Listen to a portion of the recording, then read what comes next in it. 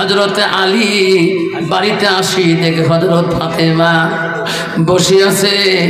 আলী বলে, ফাতেমা রে, আমি একটা কথা বলতে চাই। ফাতেমা, দুনিয়ার নারীরা বিবিরা স্বামীর কাছে কত না খুশির জন্য কত বস্তু চায় নেয়। ফাতেমা রে, ফাতেমা, তুমি তো কোনোদিন আমার কাছে কোনো বস্তু চালি না। ফাতেমা, দুনিয়া নারীরা স্বামীর কাছে কত বস্তু চায় নেয়। ফাতেমা, তুমি তো আমার কাছে কোনোদিন চাই নিলি না। ফাতেমা, তুমি কি মানতা? জামিল হক 200 টাকা দিয়েছে, বাবা 1700 টাকা হয়ে গেল, আর নাগে 300, তেই হয় 2000। আল্লাহ মাদ্রাসার পাহওয়ানি দিল 500 টাকা, তেই হলো 2200 টাকা, আর নাগে 300 টাকা দিয়ে 2500 হয়। নাই থাকবে মাদ্রাসার পাহওয়ানি আল্লাহ 500 টাকা দিল। আল্লাহ কত না কষ্ট করে বাচ্চাদের জন্য, কত রান্না বাড়া করে, আল্লাহ কত না ধৈর্য সবর তার অন্তরে। আল্লাহ নবীর বাড়ি ভালোবাসায় সেই পাহওয়ানি আল্লাহ 500 টাকা দিয়ে খুশি হয়েছে। আল্লাহ তার জীবনটাকে আল্লাহ তুমি খুশি বানিয়ে দিও। কিয়ামতের দিন কঠিন বিচারের সময় এই মাদ্রাসা তুমি আল্লাহ তাদের জন্য নাজাতের জড়িয়ে বানিয়ে দিও। আব্বাজান আমার 500 টাকা হলো। আল্লাহর কোরআনের মধ্যে 114টা সূরা আছে। এই 114টা সূরা 6666টা আয়াত আল্লাহ একত্র করতে 23 বছর সময় লাগেছে। 500 টাকা হলো, আর 100 টাকা দিলে 2300 হয়ে যাবে। যেরকম সুবহানাল্লাহ। আসুন, আর 100 টাকা দিলে 2300 হয়। আল্লাহর কোরআনটা একত্র করতে 23 বছর আল্লাহ সময় কাটিয়ে দিয়েছিলেন। আসুন বাবদান আমার, আর 100 টাকা দিয়ে 2300 বানিয়ে যাবার কালে আসুন 1 মণ ধান দিয়ে আমার সমান সমান 10 মণ বানিয়ে দেই। আসো বাবা, চাই করছি চাইবো দেখা বুঝু বেঁচে চাই, পাঁচক তো পাশে নিয়াত করো হে সমান, আর কামা হো কাম 13 রেখান মুসলমানি পাঁচবে না ইমানতে সার, 30 রোজা 30 নিয়ত যাবে জালে বই কিন, তুই মতে 3 রে বাপ তোর গোসলতে 3। আব্বা 2200 টাকা হলো, আর 800 টাকা দেন সমান 3000 টাকা হয়ে যাবে। মনে হয় পকেটে আর মনে হয় বাবা যার নাই। বাবা আগামী যদি এই ধানকুটি জমিনে আমি আসি বা না আসি, আগামী বছরে বাৎসরিক সভায় আয়োজন করে আপনারা আসবেন তো? এই যে আল্লাহ বাঁচে রাখে, বাঁচানে আলো কে বাবা? জোরে বলেন কে? আল্লাহ যদি বাঁচে রাখে, আল্লাহ মানে নেওয়ালা, আল্লাহ বাঁচানেওয়ালা। আগামীতে জলসা করলে বাৎসরিক সভাতে আপনারা খুশি মনে আসবেন। এই নবীর বাড়ি, নবীর প্রেমটাকে অন্তরে রাখবেন। আল্লাহ সেই নবী তোমাকে ভালোবাসবে। বিশ্ব রসুলের যেমন হযরত আলী বললেন, ফাতেমা, সব বিবিরা যদি স্বামীর কাছে পাওয়া অধিকার থাকে, তুমি চাও না কেন আমার কাছে বলো? বক্তা নিয়ে আসেন বাবজন, বক্তা নিয়ে আসেন কমিটিটা। নসরুদ্দিন শেখ 1 মণ ধান। আল্লাহ নসরুদ্দিন শেখ 1 মণ ধান দিলেন। আল্লাহ নসরুদ্দিনের দান তুমি কবুল করে নাও। আল্লাহ তার জীবনের গুনাহ খুলে তুমি মাফ করে দাও। হযরত আলী বলেন, ফাতেমা রে, তোর কি মনটা চাই না ফাতেমা? আমার কাছে যদি তুমি কিছু চাও আমি বড় অত্যন্ত খুশি হয়ে যাব। ফাতেমা বলছে, স্বামী গো, আমার আব্বা মরণের আগে বলে গেছে বিয়ে রাত্রের সময়, ওগো ফাতেমা, আমার আলী গরিব, আমার আলীর কাছে এমন বস্তু চাইও না রে ফাতেমা, আমার আলী দিতে পারবে না, আমার আলী কষ্ট পাবে, আমার আলী কষ্ট পেলে আমি নবী বড় কষ্ট পাবো। স্বামী গো, আমি তোমার কাছে চাইতে পারবো না, আপনি যতটুকু দিয়েছেন আমি অতটুকু খুশি আছি আল্লাহর কাছে। আলী বলছে, ফাতেমা রে, আজকে খুশির জন্য তুমি আমার কাছে কিছু চাও না? হযরত বারবার আলীর মহব্বতের খুশির জন্য বলল, স্বামী গো, আমাকে যদি কিছু দিতে চান, খোয়াইতে চান, আমাকে একটা ডালিম ফল আনি খোয়াবেন। যেরকম সুবহানাল্লাহ। হযরত আলী বড় খুশি হয়ে গেল। আল্লাহ নবীর বেরি কোনোদিন কোনো বস্তু চাই নাই, মাত্র একটা ডালিম ফল চাইল। হযরত আলী বাজারের দিকে দৌড় মারলেন। বাজারে যায় আলী রে, পকেটে হাত দেয়, পয়সা নাই ডালিম কেনার মতন। আলীর মন বড় মলিন হয়ে গেল। আল্লাহ নবীর বেরি কোনো খাইতে চাই নাই, আমি জোর করি বলছি বলছিলাম। ফাতেমা বলছে স্বামী গো আমাকে যদি কিছু খাইতে চান একটা ডালিম আনি খাইবেন। হযরত আলী কোটায় মার্কেটে ডালিম কেনার জন্য পাগল হয়ে গেল, কিন্তু আলীর পকেটে পয়সা নাই, ডালিম কিনবি কি দিয়ে? আলী কান্দে, আল্লাহ আমি এমন গরিব হয়ে গেলাম আল্লাহ, আজকে আমি নবীর বেটি ফাতেমার মন আমি জয় করতে পারছি না। আলী সামনের দিকে হাঁটে মদিনার বাজারের দিকে, দেখে একটা আরবিয়ান মানুষ উঠের উপরে মাল নিয়ে গেতেছে। আরে লেবার পায় না, কুলি পায় না মালগুলো আনলোড করার জন্য। আলীর মতন মানুষকে দেখে আরবিয়ান বলো, ভাই আমার উঠের পিঠির মালগুলো আনলোড করে দিলে আমি তোকে কিছু দিরহাম দিয়ে দেবো।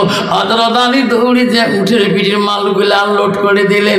আরে আরবিয়ান তা কিছু দিরহাম দিয়ে দিলেন। আলী তৎক্ষণাৎ ওই পয়সা দিরহাম নিয়ে ডালিমের দোকানের কাছে গেলে, দোকানি রে এই যে দিরহাম পয়সা দাও, আমাকে একটা ডালিম দাও। ডালিম হাতে নিয়ে আলী বড় খুশি হয়ে গেলেন, আল্লাহ নবীর বেটির জীবনে পূরণ করতে পারবো। আলী বাড়ি মুখে যায়, আল্লাহ ডাকি ডাকি জিবরাইলকে বলে, এই জিবরাইল যা যা। আলী ডালিম নিয়ে বড় খুশি হয়েছে রে। জিবরাইল আলীর বাড়ির কাছে যা, এই ডালিম যাতে ফাতেমার পেটে যায় না। দেশাত ইসলামে 200 জিসাদের 200। আজ জিবরাইল তুমি এমন রূপে যাবা, আলী যখন চিনতে পারে না তোর নাম জিবরাইল।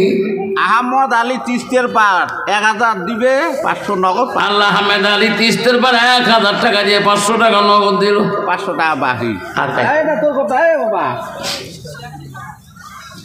হযরত আলী ডালিম নিয়ে যায়, জিবরাইলকে আল্লাহ বলো, জিবরাইল যা আলীর কাছে তুমি এমন রূপে যাবা, আলী যখন চিনতে পারে না তোর নাম জিবরাইল।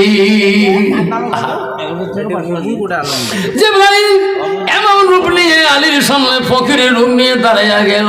এটা একটা বাচ্চা ছেলে দিছে, নামটা আলীকে সালাম দেব, আসসালামু আলাইকুম আলী করুমুল্লাহ। আলী বলো, ওয়ালাইকুম সালাম। আলী রে আমি একজন ভিখারি, আমি একজন দরিদ্র। আলী তুমি আমাকে কিছু দান করবা না? আমাকে কিছু দান করবা, আমি তোর জন্য দোয়া করবো। আলী বলে, ফকির রে আমি কি দিয়ে তোকে দান করব?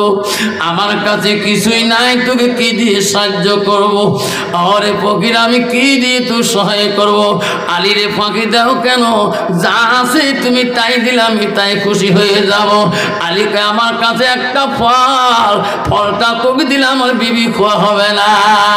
আলী ওই ফলটা যদি আমাকে তুমি দিয়ে দাও, আমি আল্লাহ দরবারে দোয়া করবো। আলী রে আল্লাহ তো কোনোদিনও মুসিবত ফেলাবে না, আল্লাহ তো কোনোদিন অভাবে রাখবে না। হযরত আলী চিন্তা করলো, আল্লাহ আমার নবী রাসূল বলে গেছে মরার আগে, আলী রে পথের মাঝখানে কোনো সওয়ালি কোনো ফকিরি পাইলে কিছু থাকলে তুমি না করিও না, কিছু হলেও তোকে দান করিয়া যাবা। আলী মনে মনে ভাবে রে একটা পালিম আমার ফকিরকে দেব না আমার বিবি ফাতেমাকে খাওয়াবো। এই মাবুদ ফকির যদি ফিরি যায় জীবনে আর দেখা হবে না, কোন দার থেকে আছে আমিও তো চিনি না। ফাতেমা জীবনে বেঁচে থাকলে আমি ফাতেমাকে একদিন ডালিম খাওয়াইতে পারবো। আল্লাহ আমি নবীর হাদিস তো অমান্য করতে পারি না। হযরতে আলীর মোহাব্বতের ডালিমটা ওই ফকিরকে দান করে দিল। আলী বাড়ি দিকে যায়, চিন্তা করে নবীর বেটির কাছে কোনোদিন অপমান হই নাই, আমি ফাতেমার কাছে কোনোদিন অপদস্থ হই নাই। ফাতেমা তোর সাথে মহব্বতে বলবে, স্বামী গো আমার ডালিমটা দাও, আমার ডালিমটা দাও। আলী বাড়ি দিকে যায়, মনটা মলিন মলিন ভাবে যায়। ফাতেমা যাওয়ার সাথে সাথে ফাতেমা মুচকি হাসি দিয়ে আলীকে হাত ধরে ঘরের মধ্যে নিয়ে বসায়, আলীর সাথে গল্প করে, দুইজনে দুঃখ সুখ করে। ফাতেমা ডালিমের কথা আর কয় না। আলী কয় কখন বা কয়, কখন বা মনে হয় আমি লজ্জিত হয়ে যাব। আল্লাহ আমি ফাতেমার কাছে কোনোদিন লজ্জিত হইনি। আল্লাহ ফাতেমা খানা দিয়ে দিল, আলী কষি খানা খাইলো, দুইজনে গল্প করে একসঙ্গে বিছানায় শুয়ে পড়ে। আলী কয় মনে মনে কখন বা ফাতেমার মনে হয়ে যায়। আল্লাহ কখন বা কয় এইভাবে যখন ফাতেমা কয় আলী শুয়ে বললেন, কোন বা মানুষ বাইরে থেকে টাকা আলী ঘুমাইছো নাকি, উঠো তাড়াতাড়ি। কোন মানুষ আমার হাতে টোপলা দিল রে, কিসের টোপলা আমি জানি না। হযরত আলী বাইরে বিড়ি দেখে, লোকটা চেনা যায় না, হাতে একটা টোপলাটা নিয়ে আলী ঘর ঢুকলো। ঘরে ঢুকি টোপলা খুলি দেখে ফাতেমা বিছানায় থাকি দেখে, ও স্বামী টোপলা কি গো, কি হলা? আলী কইলে ডালিম। কয়টা? কয় 10টা। ফাতেমা বলছে না না, আমি তো তোমার কাছে 10টা ডালিম চাই নাই, আমি একটা ডালিম চাচ্ছি। অবশ্য আমি লোকটা বুঝে ফুলের চোটে আমার বাড়িতে ডালিম টোপলা দিয়ে গেল, আপনি ফিরি দেন। এই ডালিম আমি ফাতেমা খাবো না, আমি তোমার কাছে একটা চাচ্ছি, স্বামীকে আমার একটা ডালিম হইতে হবে। আল্লাহ বলে যে বাইরে যা যা। আলীর জবাব বন্ধ হয়ে গেছে রে জিবরাইল, আমার ফাতেমাকে বলি দে আলী একটা ডালিম আনছে রে ফাতেমা, তোর মহব্বতে, তোর ভালোবাসায়, তোর নবীর ভালোবাসায় একটা ডালিম দান করছে। আমি আল্লাহ একটা ডালিমের মহব্বতে, ও ফাতেমা আমি দুনিয়ার ডালিম তো খোয়াবো না, আমি জান্নাত থেকে আমি 10টা ডালিম পাঠিয়ে দিয়েছি। যেরকম সুবহানাল্লাহ নাই থাকবে। এই জন্য বাবা আজকে আমার পরবর্তী আমার যে অজিত যে আমার বক্তা মুফাসসির করবে, তিনি হলো সে বর্ধমান থেকে হোসেন কাসিমি সাহেব এসেছেন। ইনশাআল্লাহ একটা ডালিম দান করে 10টা ডালিম পাওয়া যায়। আব্বাজান একটা বাবা যদি 10টা টাকা দেয় দান করে কত টাকা পাওয়া যাবে?